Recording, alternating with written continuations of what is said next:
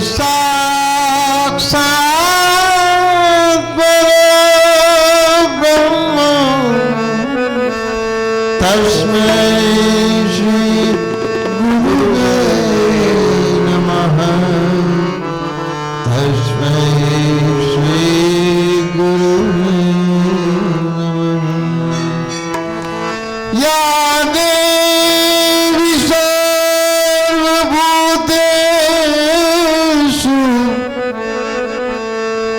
शक्तिरूपेण संस्थितः नमस्तस्यै नमस्तस्यै नमस्तस्यै नमो नमः। शान्ताकारं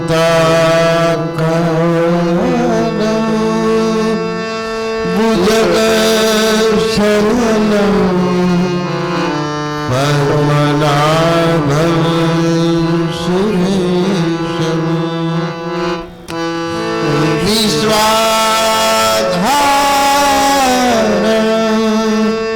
गगनसदृशं मेघवर्णं शुभांगं लक्ष्मीकान्तं कमलनयनं योगविद्यानगम्यं वन्दे विष्णु भवभयहरं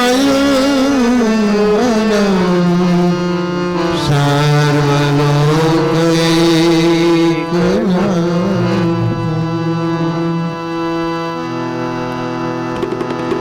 नारायणं नमस्कृत्यं नरं चैव नरोत्तमं देवी सरस्वती व्यासं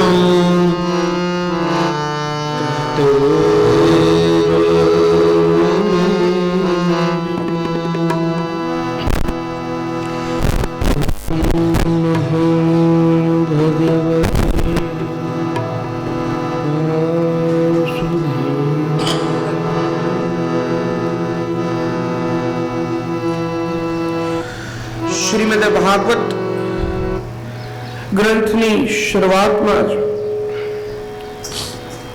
ગ્રંથના કરતા મહર્ષિ વ્યાસજી મંગલાચરણ કરે છે। પરમ કૃપાળુ પરમાત્મા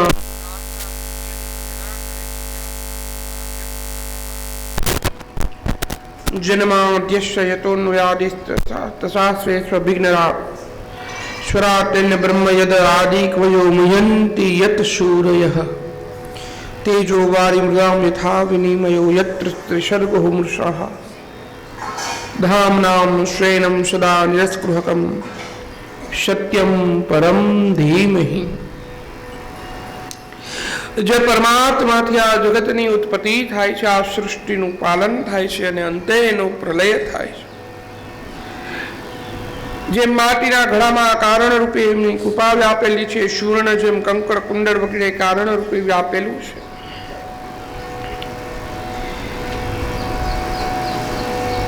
એવા પરમાત્મા જે સર્વત્ર જગ્યાએ વ્યાપ્ત થઈને રહેલા છે, એવા પરમાત્માને અમે વંદન કરીએ છીએ। વ્યાસજીના મુખમાંથી નીકળેલી વાણી રૂપે સરસ્વતી દેવીનું સ્વરૂપ ખૂબ સુંદર અને પ્રતિભાવંત લાગે છે।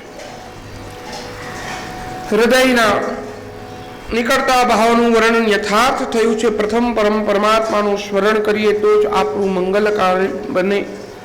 જે સર્વ રીતે મંગલ હોય તેનું સ્મરણ કરવું, સર્વ કોઈનું મંગલ ઈચ્છવું, તેનું નામ મંગલાચરણ છે। ભાગવતની અંદર 3 જગ્યાએ મંગલાચરણ આવે છે। અહીં પેલા સ્કંદની શરૂઆતમાં વ્યાસજીનું, ત્યારબાદ સુખદેવજીનું અને ત્યારબાદ ગ્રંથની સમાપ્તિમાં સુત પુરાણીનું। જે આ મંગલાચરણના શ્લોકોનો પણ સવાર સાંજ નિત્ય પાઠ કરે તે સંસારમાંથી મુક્ત થાય છે। નૈમિષારણ્ય નામના શ્રી વિષ્ણુ ક્ષેત્રમાં શૌનક આદિક ઋષિઓએ સ્વર્ગલોકને પ્રાપ્ત કરવા માટે 1000 વર્ષ સુધી ચાલે એટલો મોટો યજ્ઞ કરી રહ્યા છે.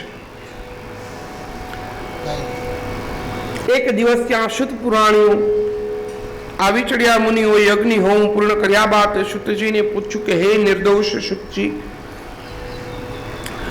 તમે તો ઇતિહાસ અને પુરાણોનું અધ્યયન કર્યું છે, એટલું જ નહીં પણ તમે સર્વની વ્યાખ્યાઓને પણ ધારણ કરી છે. વિદ્વાનોમાં શ્રેષ્ઠ ભગવાન વ્યાસજી જે કંઈ પણ જાણે છે એવું એ સગુણ અને નિર્ગુણ બ્રહ્મ જ્ઞાન તમે અમને સમજાવો. હે આયુષ્યમાન, બધા જ શાસ્ત્રો પુરાણો અને ગુરુજનોના ઉપદેશમાં આપની દ્રષ્ટિએ જીવોનું પરમ કલ્યાણ શેમાં છે એ કૃપા કરીને મને સમજાવો. સઘળા શાસ્ત્રનો અભ્યાસ કરવાની શક્તિ અને સગવડ કલિયુગના મનુષ્યમાં નથી, માટે એમાંથી સાર કાઢી અને બુદ્ધિથી તમે અમને કહો, જેથી અમારી બુદ્ધિ નિર્મળ થાય. હે ભક્તવત્સલ ભગવાને પ્રાણીની રક્ષા કરવા માટે વસુદેવજીને ત્યાં અવતાર ધારણ કર્યો અને ત્યાં અવતરી અનેક લીલાઓ કરી. એ બધી જ કથાને અમે જાણવા માટે લાલાયિત છીએ.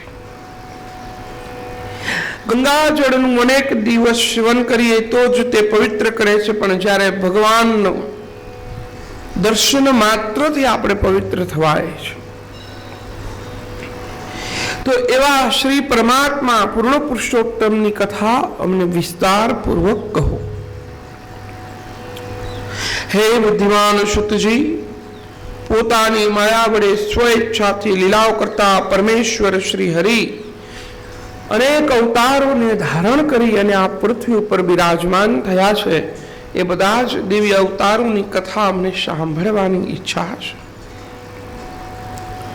ભગવાન વિષ્ણુએ માયાથી મનુષ્ય અવતારને ધારણ કર્યો અને તેમણે પોતાના પરબ્રહ્મને છુપાવી બલરામની સાથે મનુષ્યોથી ન થાય એવા પરાક્રમો કર્યા છે. તે કથા પણ અમને વિસ્તારથી જણાવો.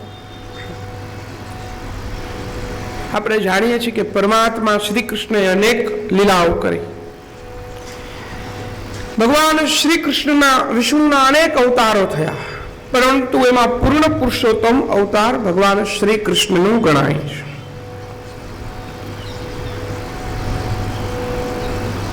ભગવાન શ્રી કૃષ્ણની લીલાઓ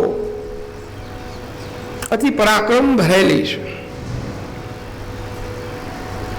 અનેક પરાક્રમો એમને પોતાની જિંદગીની અંદર કર્યા છે, પરંતુ એ જ રસરાજ જ્યારે રાસલીલાને ધારણ કરે ત્યારે પૂર્ણ પુરુષોત્તમના પરબ્રહ્મના પ્રેમના સ્વરૂપને પામે છે. નહીં તો 7 વર્ષની ઉંમરે ટચલી આંગળીએ જે ગોવર્ધનને ધારણ કરે એ જ 2 હાથે વાંસળીને પણ ધારણ કરી અને દેખાડે. એ પ્રેમને પરાક્રમમાં આટલો ફેર છે એ સાબિત કરી આપે છે. એવા પૂર્ણ પુરુષોત્તમ શ્રી કૃષ્ણની કથા તરફ આપણે આગળ વધવાનું છે. કલિયુગને આવ્યો જાણીએ અમે ભગવાનના ક્ષેત્રમાં લાંબા સમયના યજ્ઞનો સંકલ્પ કરીને બેઠા છીએ. શ્રી હરિની કથા સાંભળવા અમે અતિ આતુર છીએ. બ્રાહ્મણો તથા વેદોના શરણરૂપ અને ધર્મ રક્ષક એવા યોગેશ્વર શ્રી કૃષ્ણ નિજ ધામમાં પધાર્યા પછી ધર્મ કમ શરણમ ગતઃ, ધર્મ કોના શરણમાં ગયો એ કથા અમને સાંભળવી છે. શુતજી કહે છે કે પ્રાણી માત્રના હૃદયમાં યોગ બળથી વસેલા ભગવાન શ્રીમાન વાસુદેવ નમસ્કાર કરું છું. તેમજ તેમની સાથે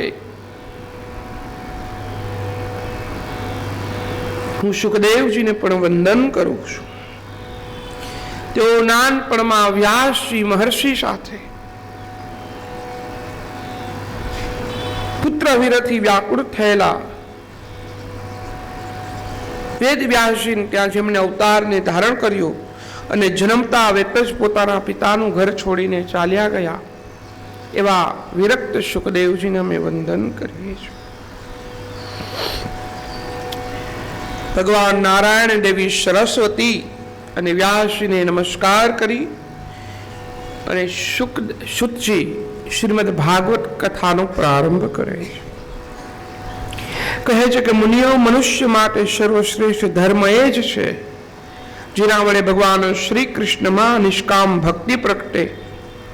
એવી ભક્તિ કદી ઘટતી નથી કે નાશ પામતી નથી. એવી ભક્તિથી આનંદરૂપ પરમાત્માનો અનુભવ કરીને ધન્ય બની જવાય છે. ભક્તિ અડક શ્રદ્ધાપૂર્વકની અને અંતરાત્માને આનંદ પામે છે. તેને વૈરાગ્ય ઉત્પન્ન થઈ ઉપનિષદોનું જ્ઞાન સરળતાથી પ્રાપ્ત કરી શકાય. આપણા શાસ્ત્રમાં પૂર્વ મીમાંસાઓની શરૂઆત ધર્મ જિજ્ઞાસાના સૂત્રથી અને ઉત્તર મીમાંસાની શરૂઆત બ્રહ્મ જિજ્ઞાસાના સૂત્રથી શરૂઆત થયેલી છે. જિજ્ઞાસુ એ ભગવાનનું એકાગ્રમન નિત્ય શ્રવણ કીર્તન ધ્યાન અને પૂજન કરવું, પવિત્ર તીર્થોનું સેવન કરવું અને મહાસંગ સત્સંગ પુરુષોનું ધ્યાન ધરવું. મહાપુરુષોના સંગથી કથાની અંદર રુચિ થાય છે અને ધર્મમાં શ્રદ્ધા થાય છે. કથા શ્રવણ કરતા હૃદય પવિત્ર થાય છે અને પવિત્ર હૃદયની અંદર પરમાત્મા શ્રી કૃષ્ણનો નિવાસ થાય. નિત્ય કથા શ્રવણ કરવાની આદત પાડવી અને ભક્તોના સહવાસથી વાસનાનો વિનાશ થાય છે. પરિણામે ભક્તિ દ્રઢ થાય છે. રજોગુણ અને તમોગુણ ઓછા થઈ જાય છે. એટલે હૃદયની અંદર ભગવાનના ગુણ આપોઆપ પ્રગટ થવા લાગે. એ સત્વ ગુણ થાય અને જ્યારે હૃદયની અંદર સતોગુણનું આધિપત્ય આવે ત્યારે શરીરમાં રહેલો તમોગુણ પણ નિર્મૂળ થવા લાગે છે. હે ભક્તો, ખૂબ જ તન્મય થઈ શ્રદ્ધા ભક્તિથી સભર થઈ ભગવત કથાનો મધુર સાર ગ્રહણ કરવો જોઈએ. જગતની ઉત્પત્તિ કરવાની એકમાત્ર ઈચ્છા રાખી અને પ્રભુ ભક્તિના ત્રણ તત્વ સત્વ રજસ અને તમ જકડી રાખીને લીલા અને આદર કરે છે. એવા પરમ પુરુષ શ્રી ભગવાન આ જગતની ઉત્પત્તિ સ્થિતિ અને પ્રલયના સમયે બ્રહ્મા વિષ્ણુ અને મહેશ એવા નામોને ધારણ કરે છે. ભગવાન એક જ છે પણ ત્રણ સ્વરૂપમાં પ્રગટ કરે છે. તેમાંથી સત્વગુણ શરીરવાળા શ્રી વાસુદેવ ભગવાન મનુષ્યનું કલ્યાણ કરે છે.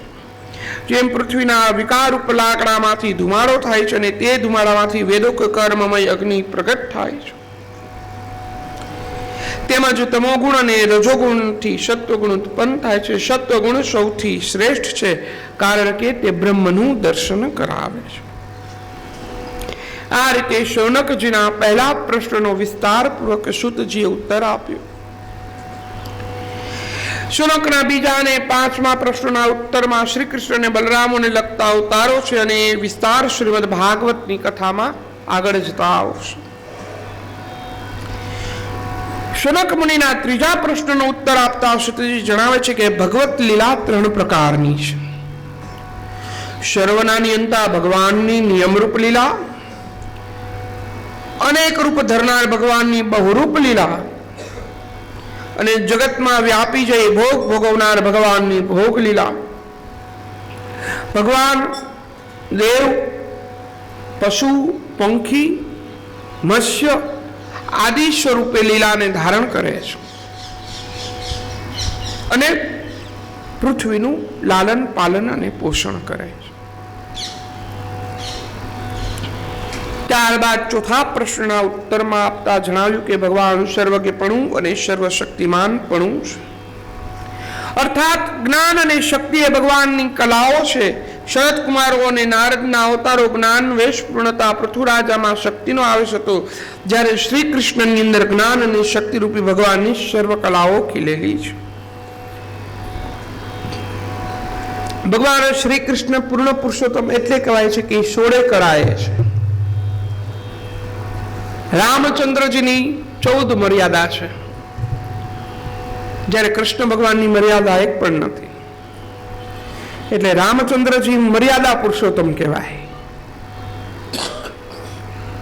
અને શ્રી કૃષ્ણ પરમાત્મા પૂર્ણ છે. એટલે એ પૂર્ણ પુરુષોત્તમ કહેવાય. છઠ્ઠા પ્રશ્નનો ઉત્તર આપતા સુતજીએ કહ્યું કે હે ઋષિ, તમે બહુ ભાગ્યશાળી છો. કલિયુગના લોકો માટે ભગવાન વેદ વ્યાસી આ ભાગવત નામનું મહાપુરાણ રચ્યું છે. સર્વ વેદ અને ઇતિહાસનો સાર આની અંદર મૂકેલો છે. વ્યાસજી આ દિવ્ય જ્ઞાન તેમના પુત્ર સુખદેવજીને ભણાવ્યું અને સુખદેવજીએ આ પુરાણ ગંગા કિનારે અનશન વ્રત ધારણ કરીને બેઠેલા મહારાજ પરીક્ષિતને ભણાવ્યું. સુખદેવજીની તે સભામાં હું પણ બેઠો હતો અને પોતાને શ્રીમદ ભાગવતનું જ્ઞાન ત્યાં પ્રાપ્ત થયું હતું. ભગવાન શ્રી કૃષ્ણના સ્વધામ ગમન પછી કલિયુગમાં નષ્ટ થયેલી દ્રષ્ટિને લીધે અજ્ઞાન અંધકારમાં ડૂબેલા એ મનુષ્ય શ્રીમદ ભાગવત પુરાણ રૂપી પ્રતાપી સૂર્યની આસ્થા અને ઉપાસના કરવાથી સર્વ દુઃખોનો વિનાશ થાય છે. શુતજી કહે છે, જગૃહે પૌરુષમ રૂપમ ભગવાન મહાદિભિ સંભૂતમ ષોડશ કલામાદો લોસસી તૃક્ષક્ષયા. પ્રથમ તો લોકનું સર્જન કરવાની ઈચ્છાથી ભગવાને મહત્તત્વ, અહંકાર અને પંચ તન્માત્રાઓને ઉત્પન્ન કરી તેમજ 11 ઇન્દ્રિય અને 5 ભૂતો રૂપી 16 અંશોવાળું પુરુષ સ્વરૂપ ધારણ કર્યું. ભગવાન શ્રી હરિ સમુદ્રની અંદર જળમાં શયન કરતા હતા ત્યારે એમની નાભીમાંથી એક દિવ્ય કમલ ઉત્પન્ન થયું. એ કમળમાં પ્રજાપતિઓના સ્વામી બ્રહ્મા ઉત્પન્ન થયા અને ભગવાન વિષ્ણુની સ્તુતિ ગાયકી. શાંતાકારમ ભુજગશયનમ પદ્મનાભમ સુરેશમ વિશ્વાધારમ ગગનસદૃશમ મેઘવર્ણમ શુભાંગમ લક્ષ્મી કાંતમ કમલનયનમ યોગી વિદ્યાનગમ્યમ વંદે વિષ્ણુ ભવભયહરમ સર્વલોકૈકનાથમ. આ દિવ્ય શ્લોકનું દિવસમાં 3 વખત જ્ઞાન કરવું જોઈએ. સવારે, બપોરે અને સાંજે 3 વખત આ શ્લોકને જો ધારણ કરીએ એટલે આપણા ઘરમાં લક્ષ્મીજીનો નિવાસ થાય ભગવાન નારાયણની સાથે. ભગવાનનું આ સ્વરૂપ અતિ શુદ્ધ છે, સત્વગુણ અને સર્વમય છે. આ સ્વરૂપ સર્વ અવતારોના લયનું તથા ઉત્પત્તિ સ્થાન અને અવિનાશી છે. જેના એકના અંશના અંશ વડે દેવો, પશુ, પક્ષીઓ અને મનુષ્ય આદિ સર્જાયા છે. ઋષિઓ પરમાત્માએ કુલ 24 અવતારોને ધારણ કર્યા છે અને ધર્મનું સ્થાપન કરવા માટે, જીવોનું ઉદ્ધારણ કરવા માટે પરમાત્મા અવતારને ધારણ કરે છે. એ 24 અવતારોની ટૂંકી યાદી જોઈએ. પહેલો અવતાર ભગવાન સનત કુમારોનો છે. સનત, સનંદન વગેરે, સનાતન અને સનક. આ અવતાર બ્રહ્મચર્યનું પ્રતીક છે. કોઈ પણ ધર્મની અંદર બ્રહ્મચર્ય પ્રથમ સ્થાન ધરાવે છે. બ્રહ્મચર્ય વગર મન ક્યારે સ્થિર રહેતું નથી. પરમાત્માએ બ્રહ્માથી શનકાદિક અવતારને ધારણ કરી અને બ્રાહ્મણ કુળથી પાડી શકાય એવું અખંડિત બ્રહ્મચર્ય વ્રતને ધારણ કરી. બીજા અવતારમાં રસાતળ ગયેલી પૃથ્વીનો ઉદ્ધાર કરવાના હેતુથી યજ્ઞના સ્વામી શ્રી હરિએ વરાહના શરીરને ધારણ કર્યું, જે વરાહ અવતાર કહેવાય છે. આ અવતાર સંતોષનો અવતાર કહેવાય છે. ત્રીજા અવતારમાં ઋષિ સર્ગનો આશ્રય કરી દેવર્ષિ નારદ સ્વરૂપે ઉત્પન્ન થઈ પંચશાસ્ત્ર જ્ઞાન કહ્યું, જેથી કર્મનું નિષ્કામપણું થાય અને સર્વને ભક્તિનો સરળ માર્ગ બતાવ્યો. ચોથા અવતારે ભગવાન ધર્મથી નરનારાયણ નામના ઋષિનો અવતારને જન્મી અંતકરણને શાંતિ આપનારું અને કોઈથી પણ ક્યારેય ન કરી શકાય તેવું કષ્ટદાયક અસાધ્ય તપ કર્યું. આ નરનારાયણ ધર્મરાજા ને ત્યાં અવતાર થયો. આ જ નરનારાયણ બદ્રીનાથ ક્ષેત્રના અધિપતિ બન્યા. નરનારાયણ પર્વત ઉપર ભગવાન બદ્રીનારાયણનો નિવાસ છે. આ જ નર અને નારાયણે આગળ જતા અર્જુન અને શ્રી કૃષ્ણ રૂપે અવતારને ધારણ કર્યા છે. ભગવાન નરનારાયણનું ચરિત્ર બહુ પવિત્ર ગણાય છે.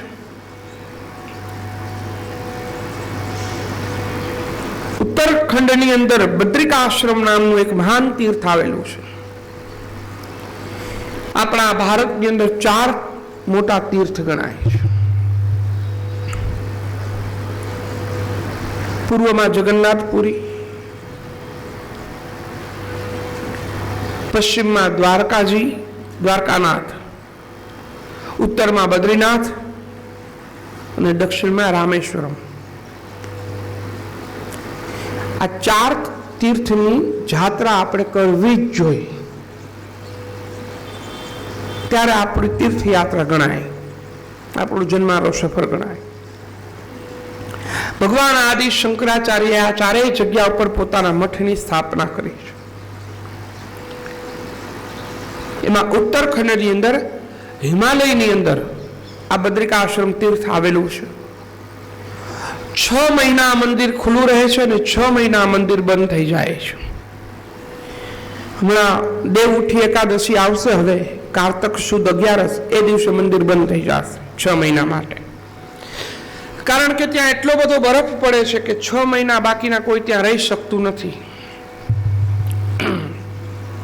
અત્યારે પણ 2 દિવસ પહેલા એટલો બરફ પડ્યો તો મંદિરના દર્શન કરાવ્યા, આખું મંદિર બરફથી ઢકાઈ ગયું છે. ટીવીમાં આવતા હતા. 6 મહિના માનવો પૂજા કરે અને 6 મહિના દેવતાઓ પૂજા કરે, એવો ત્યાંનો નિયમ છે. કારતક સુદ એકાદશીને જે દિવસે લોકો અહીંયા જાય એ લોકોને ખબર હોય, છેલ્લે દિવસે ઘીની બોલી બોલાય. 1 વાટકો ઘીનો ભરી અને એનો દીવો મૂકવામાં આવે. 6 મહિના પછી દરવાજા ખોલે તો એ દીવો ચાલુ હોય. એ ઘીનો દીવો મૂકી દે એટલે દરવાજો બંધ થઈ જાય, એને પેલું સીલ મારે, પછી 6 મહિના પછી પાછો દરવાજો ખુલે. એ 6 મહિના દરમિયાન મંદિરની અંદર ફૂલનો અને તુલસીનો ઢગલો થઈ ગયો હોય. દરવાજો ખુલે એટલે ભગવાન ફૂલથી ઢકાયેલા પડ્યા, તાજા ફૂલથી. એ ભગવાનનો ચમત્કાર છે. આજે પણ આ વસ્તુ બને છે. એવા બદ્રીનારાયણ ભગવાનનો 5મો અવતાર છે કપિલનો. પરમાત્મા સિદ્ધ પુરુષોત્તમ ઈશ્વર થયા. સાંખ્ય શાસ્ત્રનું જ્ઞાન કયું આ અવતાર જ્ઞાન અને વૈરાગ્યનું ગણાય છે. આજે સાંજે કપિલ ભગવાનનો અવતાર થશે. 6થા અવતારમાં ભગવાન અનુસૂયા અને અત્રિ ઋષિની પ્રાર્થનાથી અનુસૂયાને ત્યાં પુત્ર રૂપે અવતર્યા. દત્તાત્રેય ભગવાનનો અવતાર ધારણ કર્યો. તેમણે અનર્ક રાજા અને પ્રહલાદજી વગેરેને ભક્તિના માર્ગે ચડાવ્યા. 7મો અવતાર યજ્ઞ ભગવાનનો થયો. રુચિ નામના પ્રજાપતિ અને તેમના પત્ની આકૃતિ વિશે ઉત્પન્ન થઈ તેમણે સ્વયંભૂ મન્વંતરનું પાલન કર્યું. 8મા અવતારમાં ભગવાન નાભી રાજાને ત્યાં મેરુદેવી વિશે વૃષભદેવ નામના સંતાન થયા. તેમણે ધીરવીર પુરુષોને ભક્તિનો રાહ બતાવ્યો અને જૈન ધર્મની સ્થાપના કરી. ભગવાન ઋષભદેવજી જૈનોના જે મેઇન આદિનાથ ગણાય છે એ આપણા વિષ્ણુ ભગવાન છે. એમણે જૈન ધર્મની સ્થાપના કરી. 9મો અવતાર ભગવાનનો પૃથુનો થયો. આ અવતારમાં ઋષિઓની માગણીથી પૃથ્વીમાંથી ઔષધિ અને સર્વ વસ્તુઓનું પૃથ્વીરાજાએ દોહન કર્યું. 10મા અવતારમાં ભગવાને મત્સ્ય સ્વરૂપને ધારણ કરી પૃથ્વીમય નૌકામાં બેસાડી સત્યવ્રત રાજાનું રક્ષણ કર્યું અને પ્રલયમાંથી સૌ કોઈનો બચાવ કર્યો. 11મા અવતારમાં જ્યારે દેવો અને અસુરો સમુદ્રનું મંથન કરી રહ્યા છે ત્યારે પરમાત્માએ કચ્છપ એટલે કે કાચબાના સ્વરૂપને ધારણ કરી મંદરાચલને પોતાની પીઠ ઉપર ધારણ કર્યું. 12મો અવતાર ભગવાને ધન્વંતરી અવતારને ધારણ કર્યો. 13મા અવતારે ભગવાને મોહિની અવતારને ધારણ કર્યો. 14મો અવતાર ભગવાનનો નરસિંહનો થયો. જેમ સાદડી બનાવનારો સહેલાઈથી સળીને ચીરી નાખે તેમ પોતાના નખોથી મહાબળવાન દૈત્યરાજ હિરણ્યકશિપુને ભગવાને ચીરી નાખ્યો. 15મો વામન અવતાર ધરી અને ભગવાન બલિરાજાના યજ્ઞમાં ગયા. 3 લોકનું રાજ લઈ 3 પગલામાં પૃથ્વીને માપી અને દેવતાઓને પાછી અર્પણ કરી. 16મો અવતાર ભગવાન પરશુરામનો છે. બ્રાહ્મણોનો ઈર્ષા કરનારા ક્ષત્રિયોને જોઈ કુપિત થયેલા પરશુરામે 21 વખત પૃથ્વીને નક્ષત્રિય કરી દીધી હતી. 17મો અવતાર ભગવાન વેદવ્યાસજીનો છે. પરાશર મુનિ અને સત્યવ્રતના પુત્ર વ્યાસજી દેપાયને વેદોના વિભાગ કરી અને પૃથ્વી પર વસતા જીવોના કલ્યાણ માટે જ્ઞાનરૂપી કથાઓ કહી. 18મા અવતારમાં દેવોનું કામ કરવાની ઈચ્છાથી રામરૂપી રાજાના અવતારને ભગવાને ધારણ કર્યો. રાવણને ગતિ આપી આ અવતાર મર્યાદા પુરુષોત્તમ અવતાર ગણાય છે. 19મો અવતાર બલરામજીનો અને 20મો અવતાર ભગવાન શ્રી કૃષ્ણનો થયો. તેમણે પૃથ્વી પર વધી ગયેલા દુષ્ટોનો નાશ કરી અને પૃથ્વીનો ભાર હળવો કર્યો.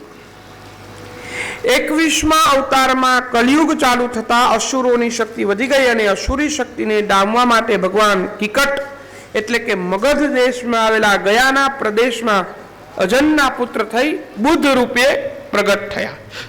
ભગવાન બુદ્ધ એ ભગવાન વિષ્ણુનો અવતાર ગણાય છે. ત્યારબાદ કલિયુગના અંતે રાજાઓ ચોર જેવા થશે ત્યારે જગતપતિ પરમેશ્વર વિષ્ણુ યશ અને ત્યાં કલ્કી નામે અવતારને ધારણ કરશે. આ અવતારને 22મો અવતાર સમજવો. 22 અવતાર સાથે પહેલા ધર્મ તથા મનુના 2 અવતાર ગણતા શ્રી હરિ પરમાત્માના કુલ 24 અવતાર થાય. જેમ કોઈ અખૂટ સરોવરમાંથી નાના નાના હજારો પ્રવાહ નીકળે તેમ સત્વગુણના ભંડારોમાંથી શ્રી હરિના અસંખ્ય અવતારો પ્રગટ થાય છે. પૂર્ણોરક્ત સર્વ અવતારના કેટલાક ભગવાન અંશ સ્વરૂપ છે, પરંતુ શ્રી કૃષ્ણ તો પોતે જ ભગવાન છે. માટે સર્વ અવતારો પ્રત્યેક યુગમાં દૈત્યના દુઃખથી થયેલા જગતને સુખી કરવા માટે થયા છે.